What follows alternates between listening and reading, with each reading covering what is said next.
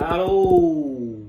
Good morning Saturday สบายดีวันหยุดพักผ่อน FC ของไอ้หนุ่มเพย์บอยมาแล้ววันนี้เรามาเปิดคลิปอยู่เบสเมนต์หรือว่าอยู่ทั้งล่างเฮือนเฮานะพี่น้องเนาะเราลงมาสักเครื่องก็เลยได้โอกาส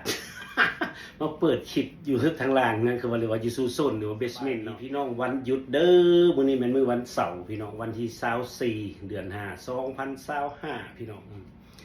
ตอนนี้เวลา10 โมงเช้าพี่น้องตอน10 โมงเช้านอนตื่นเด้นอนตื่นเมื่อคืนนี้ก็ไปกินข้าวบ้านพี่น้องมาหน่อยนึงเนาะว่าเฮาก็บ่ได้ถ่ายดอกเพราะลูกสาวเพิ่นบ่ให้ถ่าย เฮาก็เลยบ่ได้ถ่ายคลิปลงสบายดี FC วันหยุดหมดทุกผู้ทุกคนเด้อพี่น้องเด้อ FC ทั้งFC ทั้งไทยแลนด์ FC ทั้งเมืองนอกนำนอ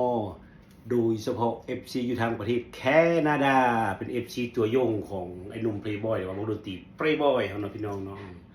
มาติดตามเมืองวันหยุดมื้อนี้ว่าเฮาสิมีจักคลิปเนาะพี่น้องเนาะมื้อนี้อากาศสมอยู่9 องศาพี่น้องฝนตกแต่วันศุกร์แล้วนี่จนฮอดมื้อนี้วันเสาร์8มื้อแล้วยังบ่หยุดแต่ว่ามันบ่ได้ตกตลอดเลยตกหยุดตกหยุดตกหยุดไปพร้อมกันพี่น้องเขาเอิ้นฝนลิ้นบ่บ้านเฮาน่ะ